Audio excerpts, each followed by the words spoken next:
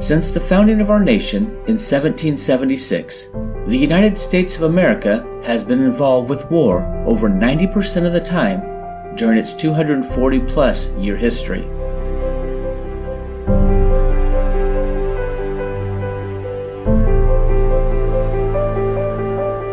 Men and women have faithfully answered the call to protect the freedoms that we enjoy today.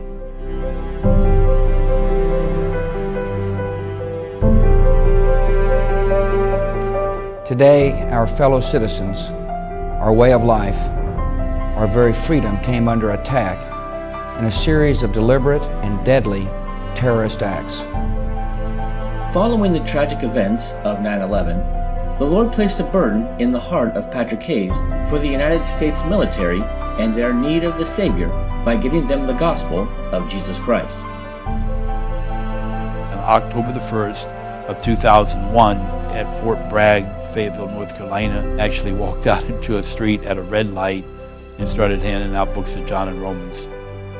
A special packet was developed which not only included a John and Romans, but gospel tracts, a songbook of hymns, as well as a handwritten thank you card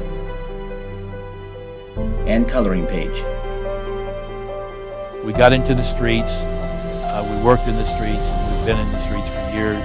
There's been 180,000 of our packets that have been distributed, most of them card to card to card to card. In the last 10 years, it seems like the ministry has changed somewhat. It went from more of a street work to then having different festivals and booths at different Army events and military events, to now the latest door that the Lord has opened for the ministry is Brother Hayes has been able to go to different restaurants on Veterans Day and set up displays and tables and really have one-on-one contact with our veterans.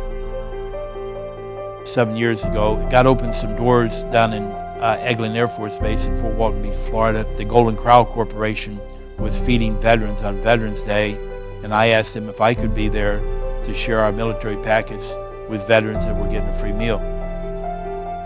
Last year, our ministry with the restaurants on Veterans Day has grown to where last year we had 50 restaurants. I think it's a great ministry because it's an opportunity to show gratitude toward people that deserve that gratitude and often are neglected or forgotten. And so it's one of those things where we get to spend time with them for a specific purpose of showing them gratitude, and in turn it becomes a great blessing to us just being around them. For the last 4 or 5 years, our church has sent a couple of groups down to the restaurants in Pigeon Forge and Gatlinburg and Sevierville in Tennessee, and we've been able to set up outside those restaurants, and it seems like about 2:30 or 3 o'clock the veterans start showing up for their dinner. They get provided a free dinner by the restaurant, and the line is usually extremely long, and we actually have the opportunity to kind of really just make some friends with our veterans. We have gone to the Golden Corrals. Our church at Walkertown has done it for the last 2 years, and we've handed out almost 1,500 packets in those 2 times that we've been to the Golden Corral. Churches that have a Golden Corral in their area, this is a tremendous opportunity.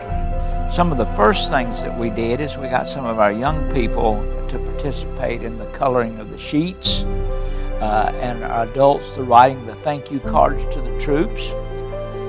Later we progressed to not only doing those things, but collating materials. It's not just the adults getting involved, and we have pictures and videos from just really from 5 and 6 years on up, getting involved with the coloring of the pictures and the folding and the packing and the collating of these packets all together. It's a phenomenal ministry. It's an opportunity for the local church to really have an impact and an influence well beyond their local sphere of influence, but they're really able to get involved in other cities and other ministries. I've been associated with it for 17 years, and I've watched this ministry grow, and it just excites me is how the Lord just continues to open the doors for this ministry.